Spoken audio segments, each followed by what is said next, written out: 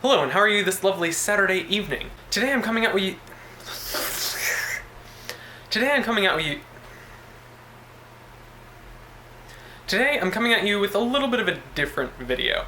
Last night, after I had already recorded yesterday, so it didn't feel right talking about it, I finally beat Super Mario 3D World, and so, as you can probably tell by the title of the video, if you bothered to read it before clicking on it, today is going to be a Super Mario 3D World review. Now, for those of you who just want the long and short, I'll go ahead and give my overall thoughts at the very beginning. I liked it. It's a fun game. What do you want me to say? It's a fun game. Play it if you have a Wii U. Don't buy a Wii U just to play it, because there are better games to buy a Wii U for, like Smash, and you should be playing Smash right now. To elaborate, for those of you who are actually still interested in watching the video beyond that point, let me go ahead and talk about things I liked and things that, while they didn't hurt the gameplay experience for me, I wish could have been improved on. Now, I'm a very big Mario fan. Super Mario World and Super Mario Galaxy are two of my favorite games of all time, that I've played at the very least. And so I was very much looking forward to finally playing Super Mario 3D World, which from now on I'm just gonna call Cat World, since I first purchased my Wii U. And something about modern Nintendo games, especially for their oldest franchises, every new game has to have a gimmick of some sort. And the particular gimmick for Cat World, phone. Don't interrupt me while I'm speaking. It has the potential to be 4-player co-op in a 3D Mario game for the first time ever. They've had it in the 2D platformers for a while, but this is a very, very different experience. And not only can you play 4-player co-op, each unique character also has different talents available to them. Mario is your average all-rounder. You can't really go wrong picking him, but you can probably do better. Luigi jumps a little bit higher, but he has slippery shoes and he's a little bit floatier in his jumping.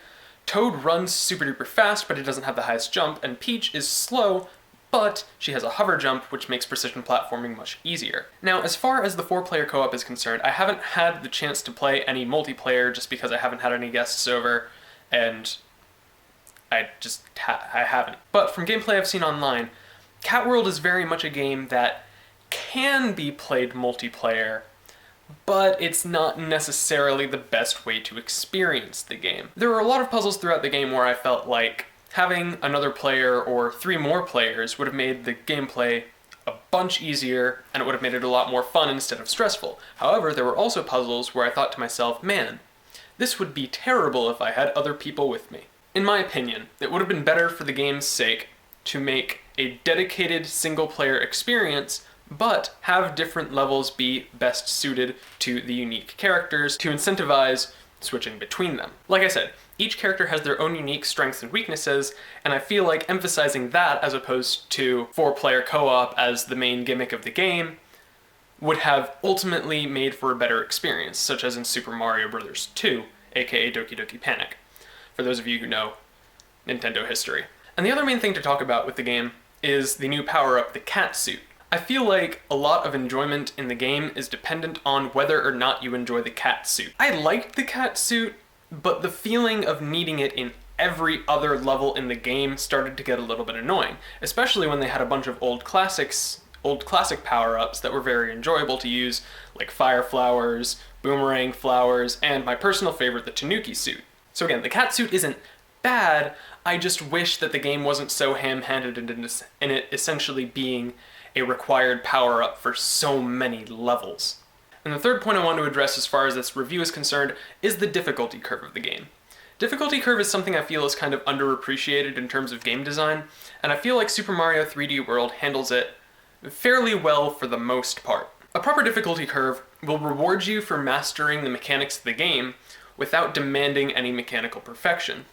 And as far as that goes, Cat World very much gradually increases the amount of skill it expects you to have, except in the case of the post-game content, specifically in terms of the collectibles. Levels themselves, for the most part, aren't very difficult, but the challenges you have to complete in order to get the collectibles tend more towards hair-ripping frustration rather than enjoyable challenge. Don't get me wrong, it feels amazing to finally surmount especially some of the more final levels in the game. At the same time, it comes at almost feeling like it's demanding for you to be perfect rather than expecting you to be skilled. Which, again, possibly it's just a personal complaint. Maybe I was going about playing it all wrong, especially since I was playing Luigi, who I feel, while they all have their strengths and weaknesses, is overall the worst character to play as in the more difficult levels.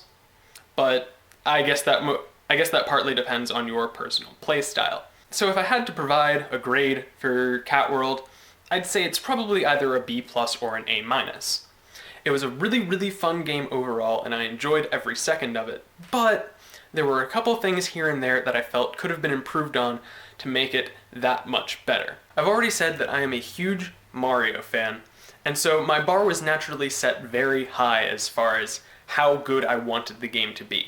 And it certainly didn't disappoint as being a good, very fun, enjoyable game. If there were one thing I could change, it would be emphasizing the differences between the characters and having unique challenges for each of them, rather than having every level easily completable by everyone to facilitate 4-player co-op. I would recommend picking up this game if you don't already have it and you have a Wii U, but I don't see why you wouldn't have it because it's going on 3 years old and it's one of the bigger titles for the Wii U, but it's whatever, I don't know. You live your life, you know how it is. Anyways, let me know what you thought about this review. I'm possibly interested in doing more review content in the future, not just for games, but also for possibly movies and other products that I end up consuming. And that's pretty much all I had for today, so I guess I will see you tomorrow.